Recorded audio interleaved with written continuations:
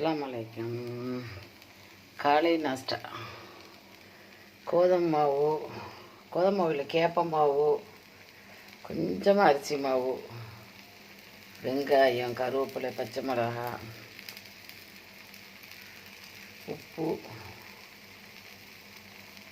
எல்லாத்தையும் போட்டு தோசை, கேப்ப தோசை, கொஞ்சமாக அரிசி மாவு, டீ.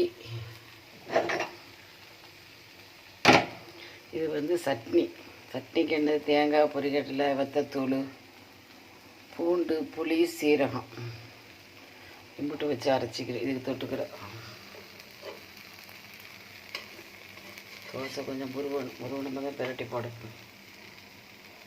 ஒன்று திண்டாலும் ஒரு ஆளுக்கு வயிறு நிறைஞ்சிடும். ஏன்னா தோசைக்கல் ரொம்ப பெருசாகிக்கிறதுனால வயிறு நிறைஞ்சிடும். சீரகம் பொடி போட்டேன். அதுக்கப்புறம் கருவேப்பிலை, பச்சை மிளகாய், உப்பு, தேவையான உப்பு, வெங்காயம் பொடிசாக கட் பண்ணி போட்டேன்.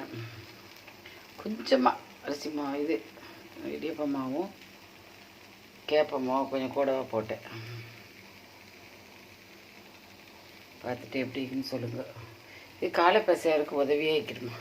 சுபுகு துருநாக்கில் நான் பண்டமெல்லாம் திங்க மாட்டேன். அதனால் கட்டாயம் பசியார் தான் முக்கியத்துவம் கொடுப்பேன். சரி, சுட்டுட்டு பார்த்துட்டு லைக் பண்ணுங்கள், ஷேர் பண்ணுங்கள், சப்ஸ்கிரைப் பண்ணுங்கள். கட்டாயம் சட்னி வச்சுக்கோங்க, அப்போ தான் நல்லா இருக்கும். அஸ்ஸலாமு அலைக்கும்.